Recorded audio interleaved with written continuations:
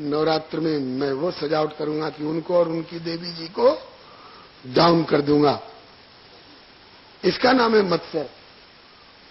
ऐसे मत्सर दोष जिनमें हो उनकी कौन कहे जी।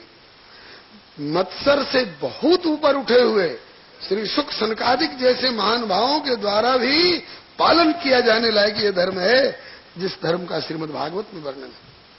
निर्मत्सराणाम सताम वेद्यम वास्तव मत्र वस्तु शिवदम तापत्र्योन्मूलनम।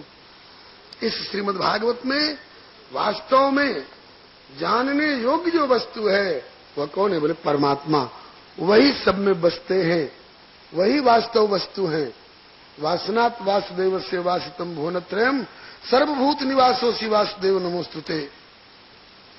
तो उसी वास्तव वस्तु जो परमात्म तत्व है वही जानने योग्य है, वही जिज्ञास्य है और वही श्रोतव्य है, वही कीर्तितव्य है, वही मंतव्य है और वही निदिध्यासितव्य है और वही द्रष्टव्य है, वही प्रवेष्टव्य है। तो ऐसे वास्तविक वस्तु जो परमात्म तत्व है उसका इसमें निरूपण है। और वो वस्तु कैसी है, वो तत्व कैसा है? बोले शिवदम माने कल्याण देने वाले हैं। और कैसे हैं? बोले तापत्रयोन्मूलनम। उनकी शरण में चला जाए तो दैहिक दैविक भौतिक तीनों तापों को उखाड़ कर फेंक देने वाले हैं। और इस श्रीमद् भागवत में उसी भगवत तत्व का, भागवत तत्व का और भक्ति तत्व का वर्णन है। ये तात्पर्य है। श्रीमद् भागवते महामुनि कृते, महामुनि भगवान नारायण ने सबसे प्रथम ये भागवत सुनाई है ब्रह्मा जी को। ब्रह्मा जी ने देवर्षि नारद जी को, नारद जी ने वेदव्यास जी को और वेदव्यास जी ने उपबृंगित करके, अब तक संक्षिप्त सूत्रात्मिका चतुश्लोकी परंपरा थी। और जब वेदव्यास जी के पास आई तो नारद जी की सलाह से वेदव्यास जी ने इसकी विस्तृत व्याख्या करके और अपने पुत्र श्री सुखदेव जी को पढ़ाया।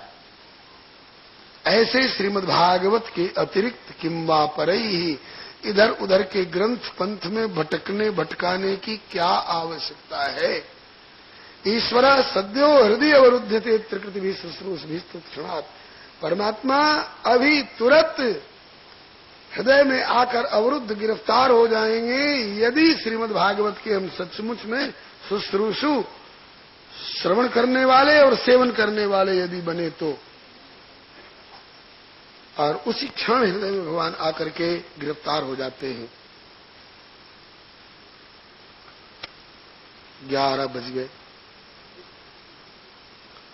अब इससे अधिक आगे बढ़ेंगे। ऊपर वाले भी तैयार हैं और ऊपर वाले अगर बरसने लग गए तो आप कहेंगे 11 बज गया और अब तक ये बोलता जा रहा है और हम 9-2-11 हो जाए तो। हालांकि ऐसे श्रोता आप नहीं हैं, वृंदावन के श्रोता, बाहर से भी आए हैं तो दूर दूर से आए हैं तो बढ़िया श्रोता है, तब ना घर काम छोड़ करके आए हैं, भागने वाले नहीं हैं। लेकिन फिर भी समय समय से सब काम ठीक रहता है। उद्घोषित समय प्रातःकालीन बैठक का 11 बजे तक का है। 11 बज चुके हैं, इसलिए किसी दूसरे प्रथम स्कंद के प्रथम अध्याय के दूसरे श्लोक पर इस समय का विश्राम हुआ। कल महात्म्य के प्रथम श्लोक पर विश्राम हुआ था और आज मूल के द्वितीय श्लोक पर विश्राम हो रहा है। आगे की चर्चा सुनने के लिए आप 3 से 6 के लिए आमंत्रित हैं और उससे आगे की चर्चा सुनने के लिए कल सवेरे 8 से 11 और पर शाम को 3 से 6 के लिए भगवान का नाम लीजिए। तुलसी चाहने वाले लोग हरे राम राम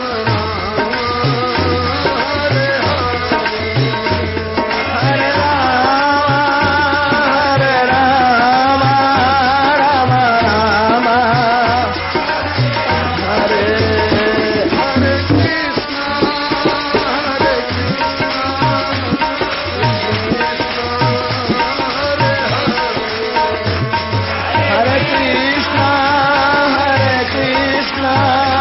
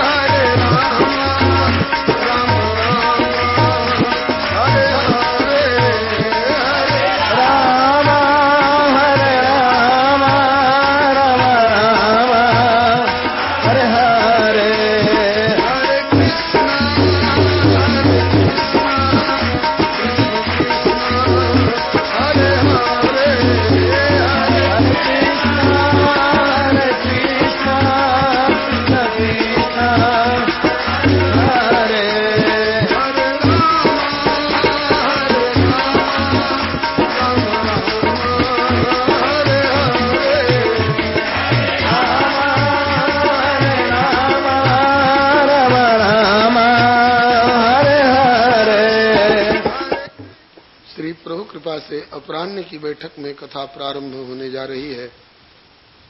आप लोग अपने अपने स्थान पर शांति पूर्वक विराजमान रहकर समाहित से कथा का श्रवण करें। श्रीमद् भागवत जी अपार महासागर से भी अधिक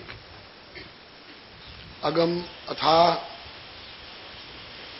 हैं, पार पाने का दावा नहीं। श्री हरि गुरु वैष्णव कृपा से यथामति यथा समय यथा प्रभु प्रेरणा निवेदन किया जा रहा है। इसमें अच्छी कोई जचने वाली बात मिल जाए तो श्री सुखदेव जी का प्रसाद, श्री गुरुदेव का प्रसाद, संत भगवंत का प्रसाद समझ करके इनके ही प्रति कृतज्ञता ज्ञापन पूर्वक स्वीकार कर लेंगे। कोई आड़ी टेढ़ी बात भूल से निकल जाए तो उसे इस बालक की भूल समझकर,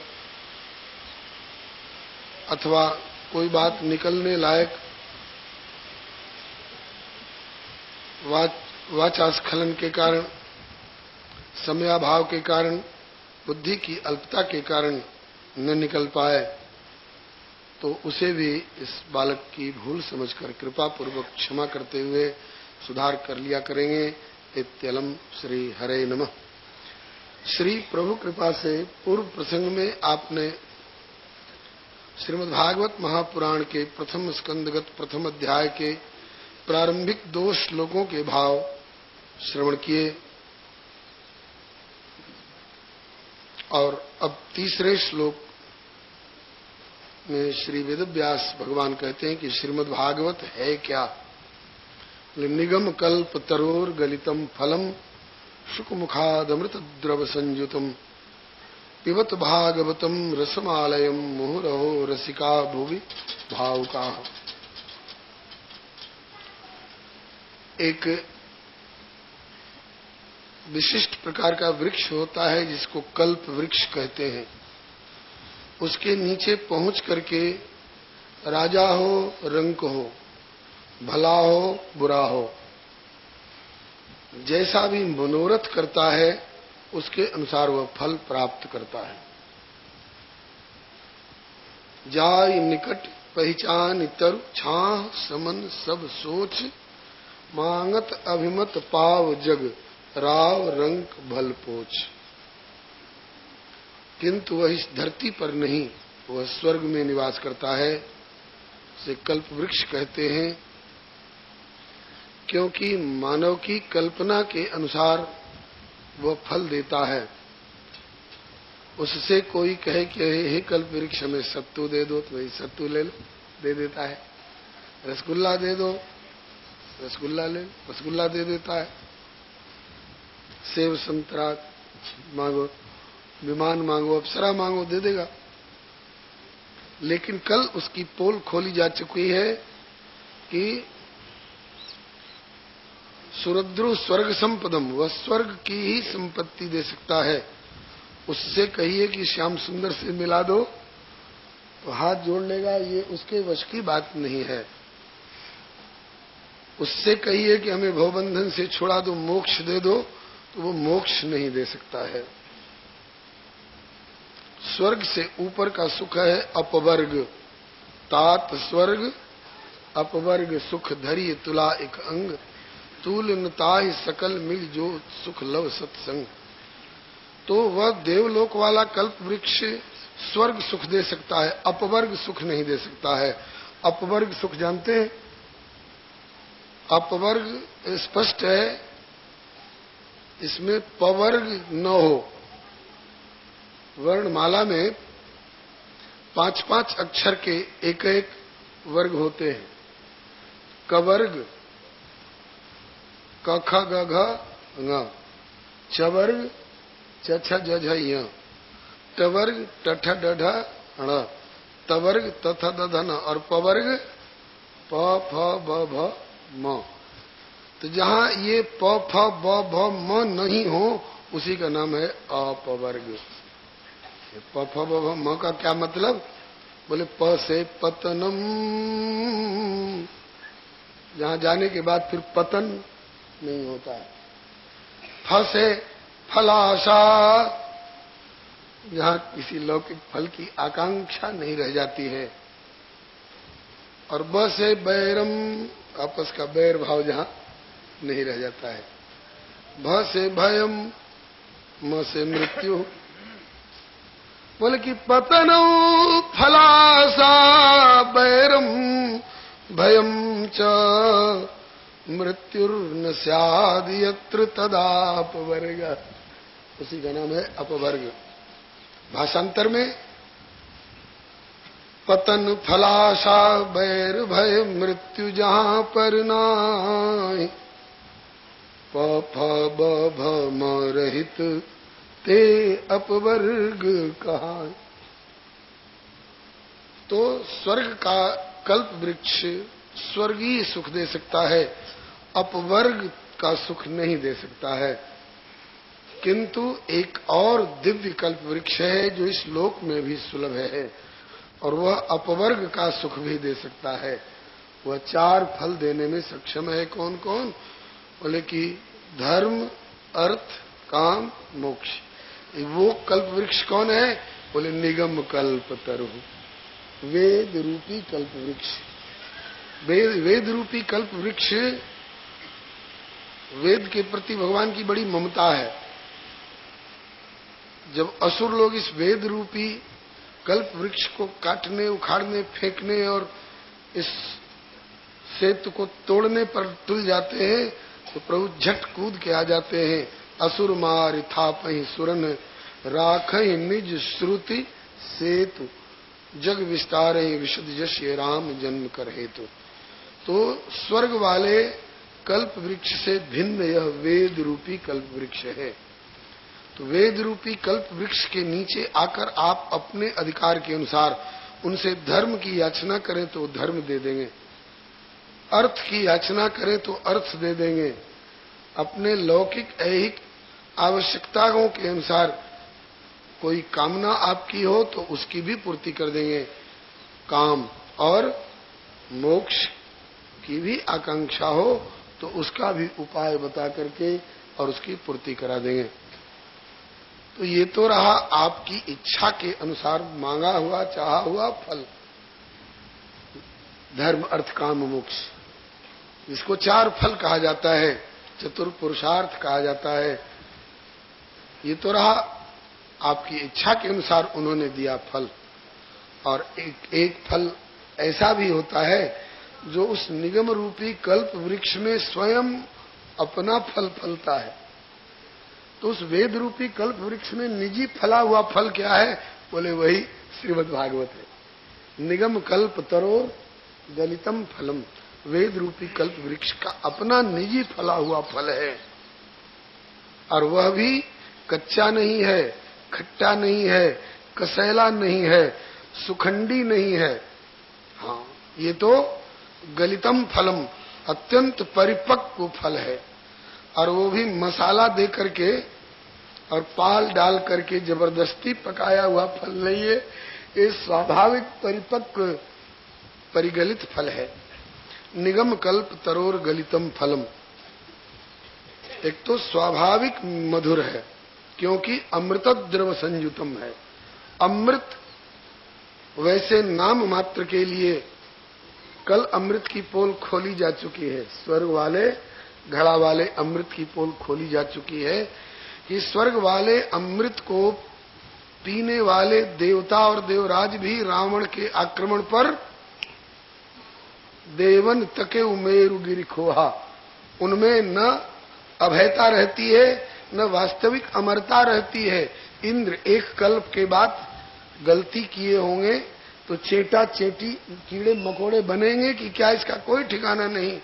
तो इंद्र को भी अपने अधिकार की समाप्ति के बाद इंद्र की कौन कहे जी। जो ईश्वर कोटि के ब्रह्मा हैं उनमें तो नहीं, लेकिन जो जीव कोटि के पास एंड प्रमोटेड होकर के जाने वाले ब्रह्मा लोग हैं। दो तरह के ब्रह्मा होते हैं, एक तो स्वयं भगवान ही सत्वम रजस्तम इति प्रकृतेर गुणास्तैर युक्ता पर पुरुष एक यहा सिद्धते स्थित्यादय हरि विरिंचि हरेति संज्ञा श्रेयांसी तत्र खल सप्त तनोर नृणाम स्युः। तो जब भगवान स्वयं ब्रह्मा बनकर ब्रह्मा के रूप में प्रकट होते हैं प्रकृति के रजोगुण को स्वीकार करके, तो वह तो भगवान है, उनका पतन संभव नहीं है, वो तो भगवान फिर अपने स्वरूप में स्थित होंगे। लेकिन कुछ जीव कोटि से भी उत्तीर्ण होते होते क्रम क्रम से ये भी ब्रह्मा बनते हैं कभी कभी। अनंत ब्रह्मांड है ना, और जितने ब्रह्मांड हैं उतने ब्रह्मा की आवश्यकता होती है। तो उनमें से कई जीव कोटि के भी ब्रह्मा होते हैं। जीव कोटि के ब्रह्मा कौन होते हैं, इसका खुलासा चतुर्थ स्कंध में प्रचेताओं के उपाख्यान में श्री शंकर भगवान ने एक श्लोक में किया है। स्वधर्मनिष्ठ शत जन्म भी पुमान विरिंचतामेति तथा परम इमाम। एक जन्म में किसी ने बढ़िया से अपने वर्णाश्रम धर्म का अच्छी तरह से निर्वाह किया तो वह स्वर्ग में जाता है। 100 अश्वमेध यज्ञ करने वाला शतक्रतु कहलाकर इंद्र की पदवी प्राप्त करता है। और लगातार 100 जन्मों तक जिसने अपने वर्णाश्रम धर्म का अच्छी तरह पालन किया है वह विरिंचता में थी, वह ब्रह्मा के पद परमेष्ठी पद तक पहुंचता है। मानस में भी संकेत है, ब्रह्मा अगर गलती पर गलती करते जाएं तो हो सकता है किसी दिन उनको मच्छर बनना पड़े अपने अधिकार की समाप्ति के बाद। एक मच्छर भी बढ़िया बढ़िया काम करता गया तो हो सकता है किसी दिन उसको ब्रह्मा बनने का सौभाग्य प्राप्त हो। दुआ पढ़ दो। मसक ही करही बिरंची प्रभु और अजहु मसकते हीन अस विचारित जी संशय राम ही भजहि प्रवीण। श्री हरे नमः। तो कहते हैं कि ब्रह्मा का पद इस ब्रह्मांड का बहुत ऊंचा पद है। देवराज इंद्र की कौन कहे, ब्रह्मा को भी अपनी द्विपरार्ध वाली आयु का पूरा भोग करने के बाद ब्रह्मा को भी शरीर छोड़ना पड़ता है, वो कितना भी अमृत पिए। द्विपरार्धावसान में ब्रह्मा को भी, खास करके जो जीव कोटि वाले ब्रह्मा हैं उनको भी शरीर छोड़ना पड़ता है। फिर इंद्र किस गिनती में है, तो उस स्वर्ग वाले अमृत को पी करके उनमें अमरत्व और अभयत्व कहां आया। और ये श्रीमद् भागवत जो रस है इसको कहते हैं अमृत द्रव संयुतम। ये अमृत कहलाने का वास्तविक अधिकारी यह रस है। अमृत रस परमात्मा रस है, परमात्मा ही अमृत तत्व है और उस अमृत द्रव से संयुक्त है यह फल वेद रूपी कल्प वृक्ष में फला हुआ यह फल है और उसमें भी अमृत द्रव से संयुक्त है। वैसे तो त्रैगुण्य विषया वेदा, वेद त्रैगुण्य विषयक हैं, लेकिन यह फल जो है उसमें लगा हुआ ये निस्त्रैगुण्य अमृत द्रव से संयुक्त रस है, रसमय फल है। अमृत मने परमात्मा, उस परमात्मा रस से, अमृत द्रव संयुतम मने परमात्मा रस से संयुक्त रस है। एक तो परमात्मा रस है, परम मधुराति मधुर रसो वैसा। रस वास्तव में संसार में तो कहीं है ही नहीं। ये खट रस और नवरस जो वर्णन किए जाते हैं ना, ये रसाभास है, रस नहीं है, रसाभास है। रस तो निश्चित रूप से वही निश्चय का बोधक होता है। तो रसो वैस, निश्चित रूप से रस तो केवल परमात्मा ही है। रस कहलाने का अधिकारी तो केवल परमात्मा ही है। रसो वैस रसम ये वायम लब्ध्वा आनंदी भवति, मत्तो भवति, तृप्तो भवति, आनंदी भवति। तो उस एक तो अमृत द्रव से संयुक्त है, इसलिए मधुराति मधुरतम, और उसमें भी सुखमुखा श्री सुखदेव जी की चोंच लग गई है। इसमें भरसक सुग्गे मधुर फल पर ही चोंच मारते हैं, और अगर पहले से वह कम भी मधुर हो तो सुग्गा जिसमें चोंच मार दे, तोता जिसमें चोंच मार दे, वह और मधुर हो जाता है। तो और फलों में, प्राकृतिक फलों में, प्राकृतिक हरे पंख वाले लाल चोंच वाले तोता चोंच मारते होंगे, लेकिन वेद रूपी कल्प वृक्ष में फले हुए श्रीमद् भागवत रूपी अमृत द्रव से संयुक्त इस श्रीमद् भागवत रूपी फल में तो साक्षात परमहंस शिरोमणि श्री सुखदेव जी जैसे महापुरुष ने चोंच लगा दी है। इसलिए यह और अत्यधिक रसमय हो गया है, अत्यंत मधुराति मधुर, मधुरतर मधुरतम हो चुका है। निगम कल्प तरोर गलितम फलम सुख मुखाद अमृत द्रव संयुतम। श्री भक्तमाल ग्रंथ की टीका में श्री प्रियादास जी महाराज ने लिखा है कि टीका और मूल नाम भूल जाए सुने जब, रसिक अनन्य मुख होत विश्व मोहनी। अनन्य रसिक के श्रीमुख से जब सुनी जाए तो यह तो और विश्व मोहनी हो जाती है। इसी तरह से रसिक अनन्य, रसिक शिरोमणि, रसिक शेखर श्री सुखदेव जी तत्राभवत भगवान व्यास पुत्र, इनको भगवान की संज्ञा दी गई है। भगवान स्वयं ही इस रूप में प्रकट हुए हैं। श्री हरे नमः, अथवा भगवान श्री व्यास जी का विशेषण मान लिया जाए तो भगवान वेद व्यास जी के सुपुत्र श्री सुखदेव जी महाराज, इनका चंचुपुट का संस्पर्श हो जाने से यह श्रीमद् भागवत रूपी फल अत्यंत मधुराति मधुरतम हो गया है। निगम कल्प तरोर गलितम फलम सुख मुखाद अमृत द्रव संयुतम पिबत भागवतम रसमालयम। भागवतम रसम पिबत, एक तो इसमें रस ही रस है, छिलका और गुठली वाला हे अंश नहीं है। आम्र जैसे, आम्र जैसे रसाल जिसकी संज्ञा है, ऐसे मधुर फल में भी छिलका और गुठली वाला भी अंश होता है जो फेंकना पड़ता है। लेकिन इस श्रीमद् भागवत रूपी रसमय फल में छिलका और गुठली वाला हे अंश कुछ है ही नहीं, फेंकने लायक कुछ है ही नहीं। अगर कोई कहे कि यार इसमें से सार सार, कहा कि अब सार में से क्या सार निकालोगे, इसमें असार हो तब ना असार को छांट करके और सार को ग्रहण किया जाए। इसमें असार है ही नहीं। असार होता तो श्री सुखदेव जी अंतिम समय में श्री परीक्षित जी को सुनाते। यहाँ तक कि नरकों तक का भी वर्णन करके, भूगोल खगोल का भी वर्णन करके, और श्री सुखदेव जी कहते हैं कि भूद्वीप वर्ष सरिद्रिनभ समुद्र पाताल दिंग नरक भागण लोक संस्था गीता मया नृप्तवाद्भुतमीश्वरस्य स्थूलम वपु सकल जीव निकाय धाम। ये हमने परमात्मा के इस विराट का स्वरूप का वर्णन किया है। अपने को क्या करना है, बोले श्रुत्वा स्थूलम तथा सूक्ष्मम रूपम भगवतो यति ही स्थूले निर्जित आत्मानम सुनी सूक्ष्मम दिया नहीं देती। तो इसमें हे अंश कुछ है ही नहीं, फेंकने लायक है छोड़ने लायक कुछ नहीं है, सब उपादेय ही उपादेय है, ग्रहणीय ही ग्रहणीय है, यदि उसको हम सही सही समझ पावे, पहचान पावे उस अंश को। तो अस्तु।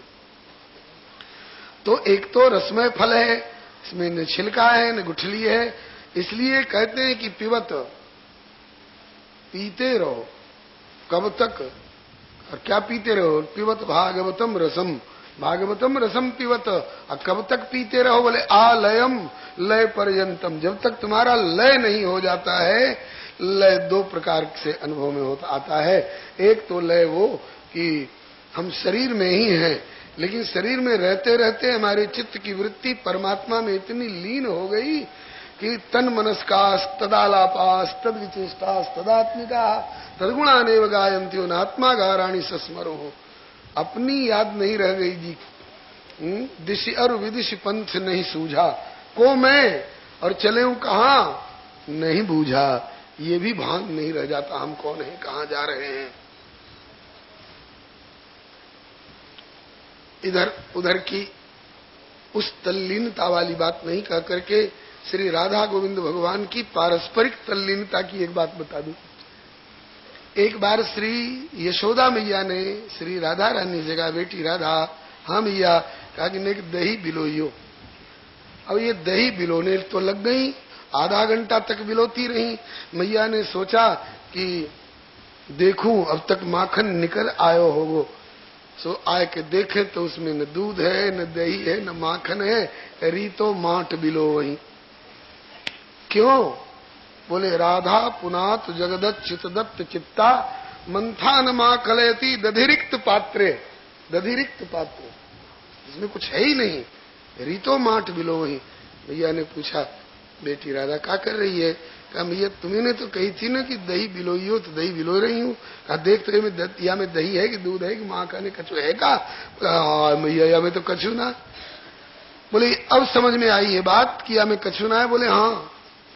बोले अब तक बिलो रही थी तो अब तक तुम नहीं देख पाई? बोले यहाँ होती तब तो देख पाती, यहाँ नहीं थी। कहाँ थी? बोले स्तन से यहाँ थी, लेकिन मन प्राण श्याम सुंदर में विलीन थे। मन प्राण श्याम सुंदर में विलीन थे, इसको लय कहते। ऐसे ही एक बार श्याम सुंदर से कन्हैया से नंद बाबा ने कही, लाला कन्हैया, हाँ बाबा। बोले गैया की धार काढ़ लीजो। तो ये दोहनी और लोमना लेकर के गए।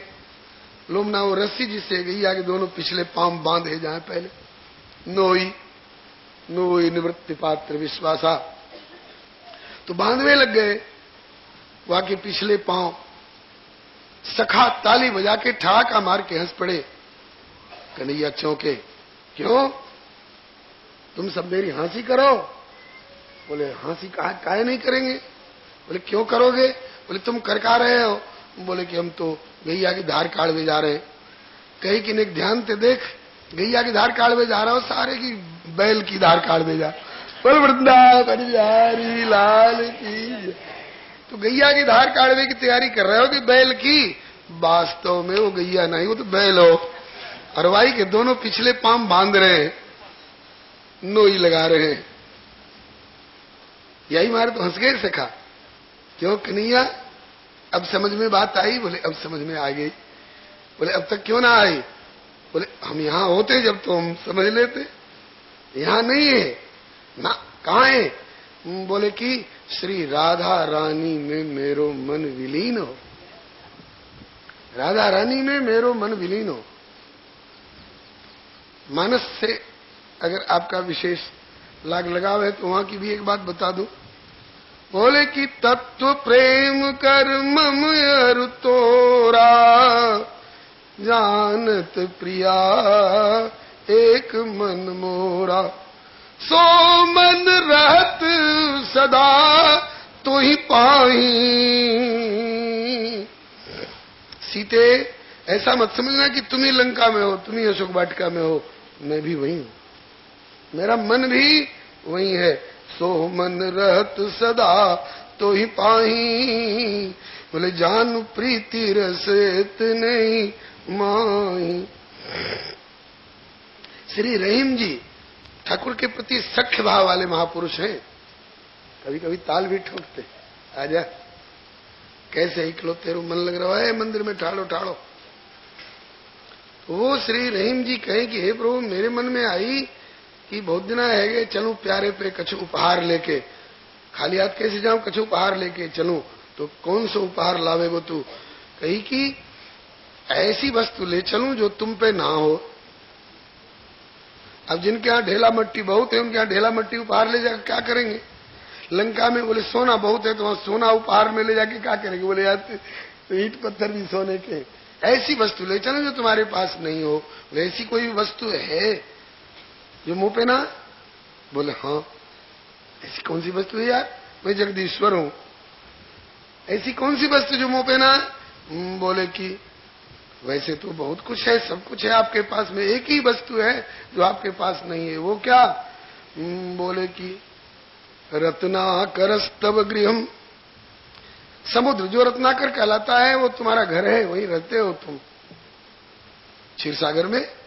रत्नाकरस्तव गृहम और गृहिणी च वाई की कृपा कटाक्ष से तो और कछु पावे तो वामे ते कोई रमा विलास लेकर तुम्हें अर्पण करें, वहां पर तुम्हारो सर्वाधिकार है। कहा कि रत्नाकरस्तव गृहम गृहिणी च पद्मा, इसलिए देयम किमस्ति भवते जगदीश्वराय। आप जैसे जगदीश्वर के लिए मैं क्या दूं? एक बात ध्यान में आई कि जो आपके पास न हो। कौन सी वस्तु? बोले कि आभीरवाम नयनाहृत मानसाय। मन नहीं है तुम्हारे पास में। कहा कि हम बिना मन के हैं? बोले हाँ। पहले से तो मन था मेरे पास में। बोले रहा होगा कभी। बोले अब? बोले आभीरवाम नयनाहृत मानसाय दत्तम मनो यदुपते कृपया गृहण। मेरे पास मन है और उदमबाजी कर रहे हो, और तुम्हारे पास मन नहीं, तुम बेमन के गैया के बदले में बैल को धार काटने चल देते हो। मन होता तो बैल की धार काय को काटते थे। इसलिए तो मन गया कहाँ? बोले तुम्हारा मन श्री जी ने चुरा लिया है, श्री जी के पास। वो मन रहत सदा तो ही पाए, इसलिए दत्तम मनो, मैं अपना मन दे देता हूँ और आप अपने मन की जगह पर इसको फिट कर लो। मैं जाके उदमबाजी से बच जाऊंगा और तुम मन वाले हो जाओगे। दत्तम मनो यदुपते कृपया गृहण। इसका मतलब यह है कि श्याम सुंदर राधा रानी में विलीन रहते हैं और राधा रानी श्याम सुंदर में विलीन रहती हैं।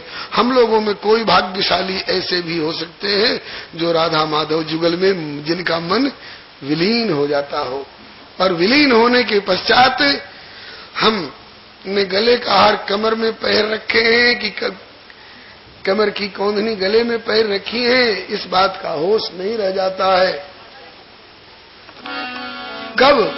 जब मुरलिया हरि की मधुबन में धूम मचा। मुरलिया हरि की मधुबन में धूम मचाई। वृंदावन में वंशी बाजी तीन भुवन धुन छाई। वृंदावन में वंशी बाजी तीन भुवन धुन छाई। ले वीणा नारद जी दौड़े शिव समाधि बिसराई। ले वीणा नारद जी दौड़े शिव समाधि बिसराई। मुरलिया हरि की मधुबन में धूम मचाई। मुरलिया हरि की मधुबन में धूम मचाई। कुछ कर नहीं पा रही हैं, और रस पंचाध्यायी में आप विशेष रूप से सुनेंगे। और कुछ किया भी तो कैसे किया? बोले जैसे तैसे उल्टे सूधे गृह कार्य निपटाई। जैसे तैसे उल्टे सूधे गृह कार्य निपटाई। और उल्टे कर श्रृंगार गुजरिया वंशी वट को धाई। उल्टे कर श्रृंगार गुजरिया वंशी वट को धाई। मुरलिया हरि की मधुबन में धूम मचाई। मुरलिया हरि की मधुबन में धूम मचाई। उल्टे महाराज का एक नमूना लीजिए। एक ही साथ चूल्हे पर दो वस्तु चढ़ी हैं, एक और दार और एक और खीर। खीर में डारनो नो का शक्कर, खीर में डारनी चाहिए थी शक्कर और दार में घेरनो चाहिए हो नून, लेकिन उल्टो है गो। खीर में नून, दार में शक्कर, मक्खन में मिर्चाई। खीर में नून, दाल में शक्कर, मक्खन में मिर्चाई। ये तो रसोई बनानो रहे हो, परोसनो और स्वादिष्ट। गऊ को साग, ससुर को भूसी, ऐसी मत बोराई। गऊ को साग, ससुर को भूसी, ऐसी मत बोराई। मुरलिया हर की मधुबन में धूम मचाई। मुरलिया हर की मधुबन में धूम मचाई। ऐसा क्यों हो गया? इसलिए कि मनता जा रघुवर वैदेही, इसको लय कहते हैं। मन का प्रभु में लय हो जाना, विलीन हो जाना। मनता जा रघुवर वैदेही, बिन मन तन दुख सुख सुधि के। जब मन यहाँ नहीं है तो बेचारे हाथ को क्या पता कि हम किस में क्या डाल रहे हैं। मतलब कि ऐसी स्थिति जब तक नहीं आ जाए, अपने को भूल न जाओ, प्रभु में विलीन होकर के, तब तक पिबत भागवतम रसमालयम, तब तक आलयम लय पर्यंतम भागवतम रसम पिबत, इस भागवत रस को पीते रहो। पर दूसरा प्रकार का लय है जिसको आत्यंतिक प्रलय कह करके आगे बताया गया है। संसार ज्यों का त्यों रहेगा, आपका शरीर आपसे किनारे हो जाएगा और फिर अपनी समस्त वृत्तियों को तदाकार करके और उनका चिंतन करते करते इस स्थूल शरीर से किनारे होकर के और अपनी सत्ता को उनमें विलीन कर दोगे। ये भी विलयन एक प्रकार का लय है। जब तक आपका लय उसमें नहीं हो जाता है तब तक। अच्छा, जगह की दिक्कत हो तो आप लोग खूब आगे आगे बढ़े आओ। हाँ, ये बात कहनी ना पड़े, अपने आप कर लेना चाहिए। क्यों इसमें 2 मिनट खर्च किया जाए? बहुत जगह है भी आप लोगों के आगे, एकदम जगह मत छोड़ो। माताएं वर्षा हो रही है, कहा पिबत भागवतम रसमालयम। ओहो, तब तो इसको सायुज्य मोक्ष कहते हैं। आत्मा का परमात्मा में विलीन हो जाना, इसको सायुज्य मोक्ष कहते हैं। तो सायुज्य मोक्ष ही तब तो श्रीमद् भागवत का चरम फल हुआ। श्रीमद् भागवत की और श्रीमद् भागवत श्रवण की चरम परिणति अपने आप को भगवान में विलीन कर देना, अपनी सत्ता को खो बैठना। तो यही हुआ, तब तो श्रीमद् भागवत का फल मोक्ष हुआ। बोले ना, मोक्ष पर्यंतम अपि कापट्यम कहा है श्री श्रीधर स्वामी जी। तो फिर आगे इसका श्रीमद् भागवत का और इस रस की मधुरता और उपादेयता का प्रतिपादन कैसे होगा? तो आगे कहते हैं मुहुः रहो रसिका भुवि भाव का।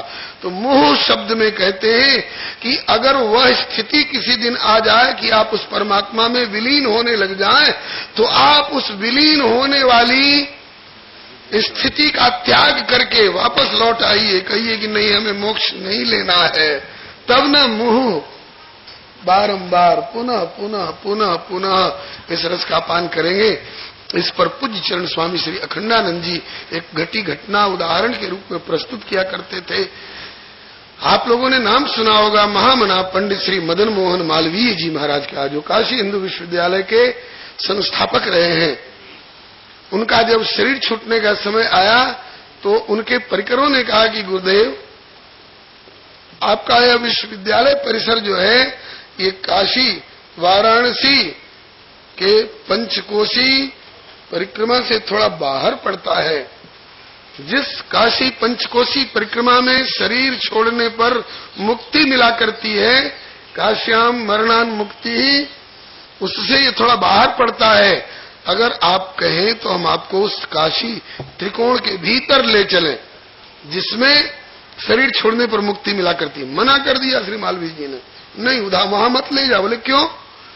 कहा कि वहां जाकर शरीर छोड़ूंगा तो मैं तो मुक्त हो जाऊंगा, मुझे मुक्त नहीं होना है।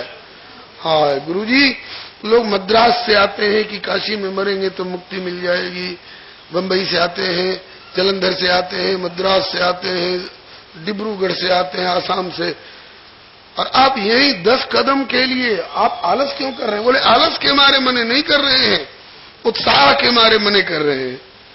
ये कैसा उत्साह गुरुजी, हमारी समझ में नहीं आया, व्याख्या करके समझा दो। तब श्री मालवीय जी ने कहा कि भैया इस जन्म में इस शरीर से इस सनातन धर्म की सेवा करके जितनी सेवा हो पाई है उतने से मुझे संतोष नहीं, तसल्ली नहीं। मेरी इच्छा है कि मुक्त न होऊं बल्कि फिर जन्म लूं और फिर इस सनातन धर्म की सेवा करूं।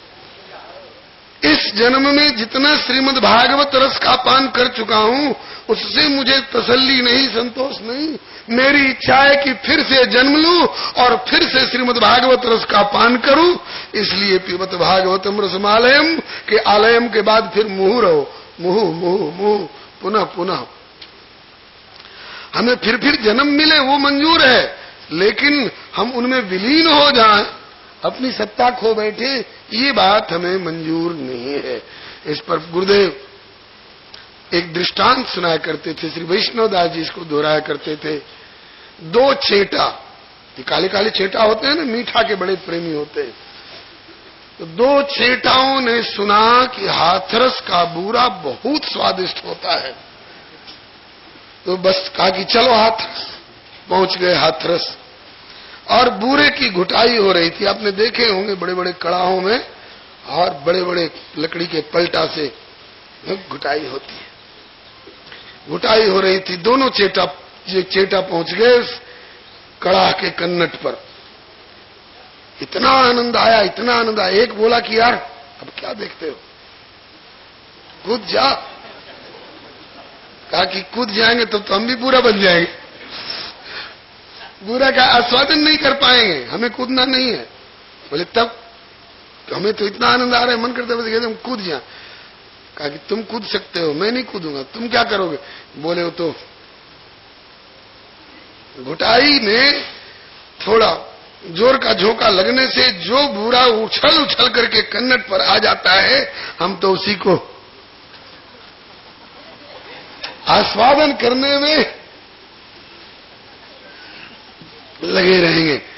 मतलब कि हमें भगवान नहीं बनना है, भगवान भगवान रहेंगे, हम तो उनके सेवक रह करके उनके नाम रूप लीला धाम चरित्र गुणगण का, उनकी कथाओं का, भागवत रसम का मुहुर हो रसिका भाव का।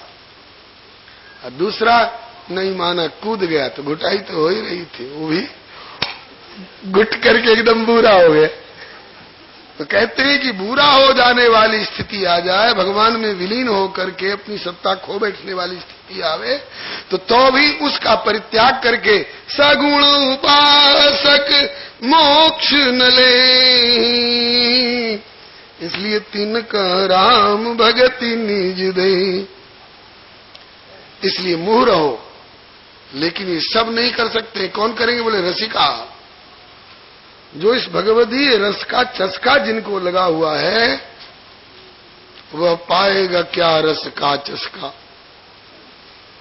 जिसने श्याम सुंदर के संबंध में कभी सुना भी नहीं है, कभी देखा भी नहीं है, न चित्र लिखा न चरित्र लिखा, वह सुंदर श्याम को जाने ही क्या।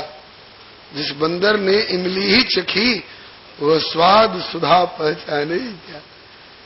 इसलिए जो रसिक हैं वे ही इस क्षेत्र में इतने प्रोत्साहित हो सकते हैं। मोह रहो रसिका भूवि। भूवि का मतलब इस भूतल पर ही यह रस सुलभ है। स्वर्गे सत्ये च कैलासे वैकुंठे नास्ते रस अतः पिबंत सद्भाग्या मामा मुंचत करहिचित। इसलिए भूवि भाव का, भूतल के भाव भक्तों को संबोधन करके और ये बात बताई जा रही है। और उसमें भी भाव का, जो भावुक है, कौन भाव में भावुक है? बोले भाव अवश्य भगवान। भक्ति भाव में, प्रेम भाव में भावुक है, और दुनियादारी वाले में हो तब नहीं। भाव अवश्य भगवान सुख निधान करुणा भवन तज ममता मदमान भजिए सदा सीतारमन। भाव, भावुक कौन है? जिनमें भाव का अंकुर पैदा हो चुका है। भाव का अंकुर पैदा हो चुका है, कैसे माना जाएगा? बोले उनकी रहनी कुछ और तरह की हो जाती है। कैसी रहनी हो जाती? बोले क्षांतिरव्यर्थ कालत्वम विरक्तिर्मान शून्यता आशा बंध समुत्कंठा नाम गाने सदा रुचि आसक्तिस्तद्गुणाख्याने प्रीतिस्तद्वसति स्थले इत्यादयोनुभावा सुरजात भावांकुरे जने। भाव का अंकुर जिस जन में उत्पन्न हो जाता है उनके ये लक्षण हो जाते हैं, वे गोवर्धन वाले बाबा हो जाते हैं। और क्या, एक क्षण भी बहिर्मुख उनको देखा नहीं। शांतिरव्यर्थ कालत्वम विरक्तिर्मान शून्यता आशाबंध समुत्कंठा नाम गाने सदा रुचि आसक्तिस्तद्गुणाख्याने प्रीतिस्तद्वस्ति स्थले इत्यादि अनुभावाश्रजात भावांकुरे जने।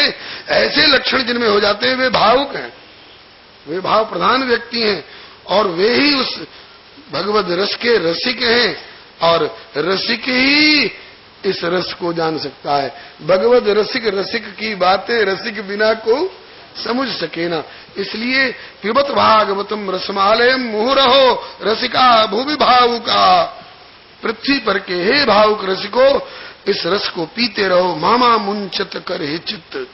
आप बड़े भाग्यशाली हो अतः पिबंत सद्भाग्या मामा मुंचत कर हे चित्त। एक बात और हमारे गुरुजन आचार्यजन बताते हैं, ये तो आपको साबित हुआ ही, समझ में तो आ ही गया होगा कि वेद रूपी कल्प वृक्ष में लगा हुआ उसका निजी फल है। और उसमें भी आचार्यजन बतलाते हैं कि वेद रूपी कल्प वृक्ष की सबसे ऊपरली डाली का फल है।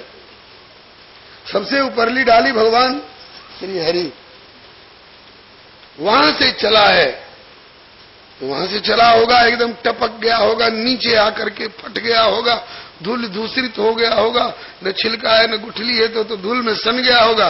बोले तो वैसे गिर गया है, थोड़े हाथों हाथ आया है। हाँ, भगवान नारायण सबसे ऊपरली डाली है वेद रूपी कल्प वृक्ष की और उसमें लगा हुआ यह फल है। और वहां से कहां आया? वहां से ब्रह्मा रूपी डाली पर आया।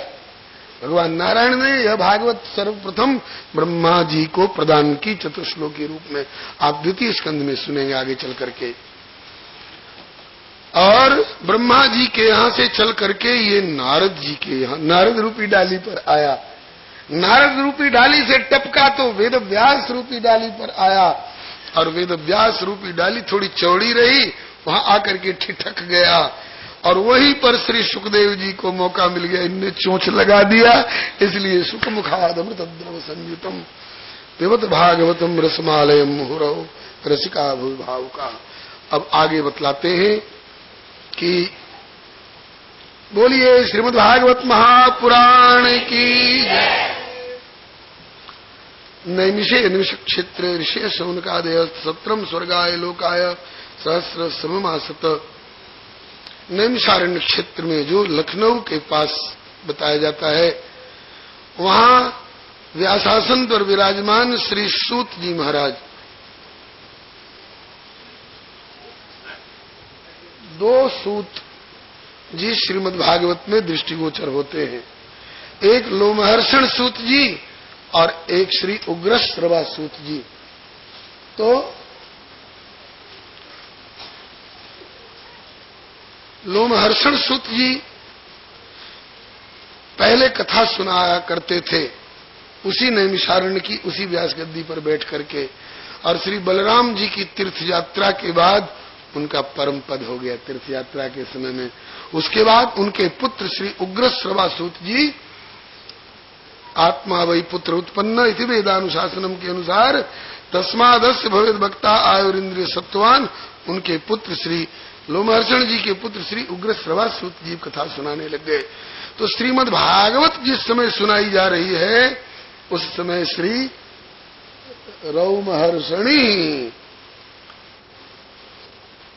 रोमहर्षण जी के पुत्र श्री उग्रश्रवा सूत जी उस समय कथा सुना रहे हैं।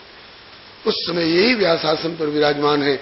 इन्हें स्वयं श्री शेषावतार हमारे ब्रज के राजा दाऊ दादा ने इन्हें व्यासासन पर पधराया है और आशीर्वाद दे करके कि अपने पिता से भी अधिक ज्ञानवान, अनुभवी और रसिक प्रवक्ता हो करके आप लोगों को कथा रसपान कराया करेंगे। वे ही श्री रोमहर्षण सूत जी के पुत्र श्री उग्रश्रवा सूत जी व्यासासन पर विराजमान श्री शौनकादिक 88,000 ऋषियों ने उनका पूजन किया, अभिनंदन किया और फिर इसके बाद उनसे जिज्ञासा करने लग गए। जैसे कल आपने जिज्ञासा महात्म्य कथा में सुनी थी, सूताख्याय कथा सारम मम कर्ण रसायनम, हमारे कानों के लिए रसायन स्वरूपा जो कथा हो वह कथा सुनाइए। रसायन पदार्थ देखने में मात्रा थोड़ी होती है लेकिन प्रभाव बहुत तगड़ा होता है। मतलब कि कथा वह सुनाइए जो चाहे सुनने में थोड़ी हो लेकिन रसायन स्वरूपा हो, जो कि हम लोगों के भवरोग को मिटाने में सक्षम हो, विषयी लोगों का शोधन करने में सक्षम हो, साधकों का साधन पथ प्रशस्त और आलोक में निष्कंटक करने में सक्षम हो और सिद्ध कोट के महानुभावों को भी भगवत रसानुभूति, भगवत कृपानुभूति कराने वाली हो। इसी तरह से यहाँ भी जिज्ञासा कर रहे हैं और कहते हैं कि त्वया खल पुराणानि से इतिहासानि चानघ आख्यातान्यप्यधीतानि सद्धर्म शास्त्राणि अन्यत। आप अपने गुरुदेव से जो भी कुछ पढ़े हैं, इतिहास पुराण इत्यादि और धर्मशास्त्र इत्यादि, उनमें से सबका सार सार निचोड़ करके हम लोगों को सुनाइए, क्योंकि आपको आपके गुरुदेव ने सब कुछ पढ़ा दिया है, उड़ेल दिया है, कुछ बाकी नहीं रखा है आपके लिए। आपको सब कुछ उन्होंने प्रदान किया है, क्योंकि आप अपने गुरुदेव के बड़े स्निग्ध शिष्य रहे हैं। स्निग्ध माने स्नेह भाजन, कृपा पात्र। कृपा पात्र की परिभाषा कल दी गई थी कि कृपा कृपा सब कोई कहे पर कृपा पात्र नहीं कोई। कृपा पात्र सोई जानिए जो आज्ञावर्ती होए। कृपा पात्र शिष्य, कृपा पात्र श्रोता, कृपा पात्र अधिकारी का लक्षण। श्रोता सुमति सुशील सुचि कथा रसिक हरिदास तब पाई उमा अति गोप्यमपि सज्जन करही प्रकाश। आप अपने गुरुदेव के कृपा पात्र शिष्य रहे हैं, सेवा परायण, विनम्र, विनम्राय विवेकिने। तो आपके लिए गुरुदेव ने सब कुछ दे दिया है। तो उसमें से हम लोगों को जितने लायक आप समझते हो, सारम सारम समुद्रित्य, सार सार निचोड़ निचोड़ हम लोगों को वह कथा रसपान कराइए। इसी प्रकार की एक जिज्ञासा भगवती पार्वती ने भी भगवान भोलेनाथ से करी थी कि बंदऊ पद धरि धरण सिर विनय करऊं कर जोरी वर्णो रघुवर विशद जस श्रुति सिद्धांत निचोड़ निचोड़ करके रसी रस आप हम लोगों को पान कराइए। भगवान किस लिए अवतार लेकर आते हैं और माता देवकी के यहाँ वसुदेव जी के पुत्र के रूप में प्रकट होकर के और फिर ब्रज में जा करके इनने बाबा नंद और मैया यशोदा के यहाँ किस किस प्रकार की लीलाएं की और कैसा कैसा उनको सुख प्रदान किया, ये सभी कृपा करके हम लोगों को आप सुनाइए। और समय का कोई प्रतिबंध नहीं है कि 7 दिन में कि 12 दिन में कि 1 महीना में कि हम लोग 1000 वर्ष तक यहाँ से कहीं नहीं जाएंगे, ऐसा संकल्प कर चुके हैं। किस लिए? सत्रम स्वर्गाय लोकाय सहस्र सममासत। तो यहाँ स्वर्गाय लोकाय का तात्पर्य ये इंद्र जहाँ के शासक हैं और जहाँ का सामान्य पुण्य जन्य फल भोगने के बाद तेतम भुक्त्वा स्वर्ग लोकम विशालम क्षीणे पुण्य मर्त्य लोकम विशंति, उस स्वर्ग से तात्पर्य नहीं है, वह स्वर्ग तो साधारण पुण्यों पर प्राप्त होता है। ये सत्रम स्वर्गाय लोकाय कहने का मतलब ये भगवान का धाम, भगवान के धाम के प्रति भी कहीं कहीं आपके इन आर्ष ग्रंथों में स्वर्ग शब्द का वर्णन आया है। तो भगवत धाम प्राप्ति के लिए और भगवत सेवा सुख प्राप्ति के लिए हम लोगों ने ये निर्णय लिया है कि 1000 वर्ष तक इस घेरे से बाहर नहीं जाना है। जैसे श्री स्वामी हरिदास जी महाराज का संकल्प था, हमें वृंदावन से बाहर नहीं जाना है। वृंदावन से बाहर क्या जाना, हमें निधिवन के घेरे से बाहर नहीं जाना है। टटिया स्थान वाले महाराज जी कहते हुए टटिया स्थान से बाहर नहीं जाना है। अरे स्वयं तो जाना ही नहीं है। श्री हरिराम जी व्यास तो यहाँ आ गए, उनको भी कहते हैं कि अब तुमको भी बाहर जाने की जरूरत नहीं है। उनके ठाकुर जी को गिरफ्तार कर करके और उसमें चिड़िया भर भर करके बोले कि आपके ठाकुर जी नहीं जाना चाहते, उड़ के यहाँ आते, आप काहे को जाएंगे। यदि गत्वा न निवर्तन्ते तद्धाम परमम मम यत्र प्रविष्ट सकलोपि जंतु आनंद सच्चित घनता मुपैति। जिस श्रीधाम में आने के बाद साधारण प्राणी भी सच्चित आनंद स्वरूपता को प्राप्त कर जाते हैं भगवान की कृपा से। अहो मधुपुरी धन्या वैकुंठाच्य गरीयसी विना कृष्ण प्रसादेन क्षणमेकम न तिष्ठति। तो इससे बाहर नहीं जाना है। अरे मन वृंदावन निहार, बाहर में यद्यपि मिले कोट चिंतामणि तदपि न हाथ पसार। बाहर में चिंतामणि की कौन कहे, स्वयं बहिर्दृष्टि मुपैत वाहरी। स्वयं भगवान भी ब्रज से बाहर खड़े होकर के कहते हैं आजा आजा आजा, कहते हैं कि तुम ही आ जाओ, हम नहीं जाते ब्रज की सीमा से बाहर। इस प्रकार से जय श्री भट्ट धूरि धूसरतन यह आशा उर्धार। विपिन राज सीमा के बाहर हरिहू को न निहार। ये तो वृंदावन के रसिकों की बात है। जिनको वृंदावन तक पहुंच नहीं हो पाती है वे बेचारे वही वृंदावन बना लेते हैं, वही वृंदावन का वातावरण। श्री राधा बाबा ने गोरखपुर की गीता वाटिका में ही गिरिराज जी को पधरा रखा, वही उनके लिए वृंदावन का व्यापक स्वरूप प्रकट होता है। तो हमें इस क्षेत्र से बाहर नहीं जाता। इसको क्षेत्र संन्यास कहते हैं, सदुकड़ी भाषा में इसको क्षेत्र संन्यास कहते हैं। 1000 वर्ष तक, हम लोगों को 1000 घंटे का ठिकाना नहीं है, 1000 मिनट का ठिकाना नहीं है बलिहारी। और आप लोगों ने 1000 वर्ष का निश्चय कर लिया है। कहा कि ऋषि लोग भविष्य दृष्टा होते हैं, ऋषि का मंत्र दृष्टा है और ये सब कुछ जानते हैं। और संसार में किस लिए घूमेंगे, संसार में किस लिए घूमेंगे, संसार को देखने के लिए। संसार अब देखने लायक नहीं रहा, क्योंकि कलिमागतम आज्ञाय, कलियुग आ गया है। और कलियुग ने ऐसी उधमबाजी फैला रखी है कि भद्रम कर्णे भी शृणयाम देवा भद्रम पश्येमाक्षभिः, ये बहुत संभव नहीं है बाहर के संसार में। सिर्फ वृंदावन में तो संभव ही है, लेकिन बाहर घूमने में अखबारों को देखने से पता चलता है कहीं युवक ने आत्महत्या कर ली, कहीं युवती की लाश मिली, कहीं बैंक की डकैती हो गई, कहीं बैंक लूट लिया गया, कहीं ट्रेन दुर्घटना हो गई। तो बोले यही सब देखने के लिए हम बाहर जाएंगे वृंदावन से, यही सब देखने के लिए।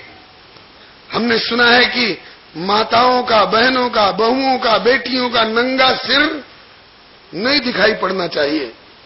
अगर दिखाई पड़ गया तो इनका धर्म जाता है, और जो देखे वो अमंगल का भागी होता है, एक्सीडेंट वगैरह उसके साथ होंगे।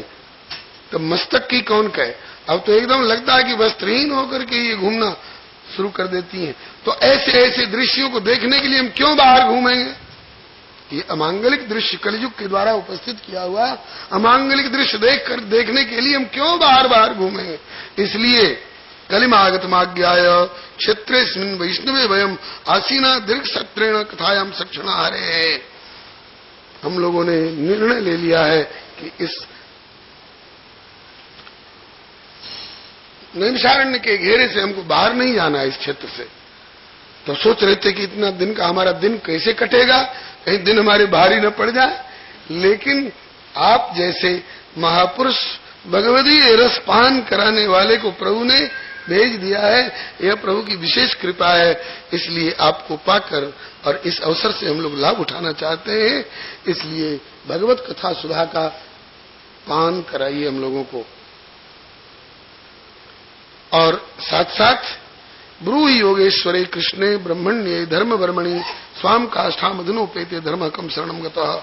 जब भगवान श्री कृष्ण लीला सम्मरण करके अपने धाम को जाने लग गए, तो उनके जाने के पश्चात धर्म किसके सहारे टिका, इसका उत्तर कल आप लोगों को दिया जा चुका है। ये श्रीमद् भागवत में स्वकीयम यद भवेत् तेज तच्च भागवते दधात, इसका उत्तर मिल चुका है।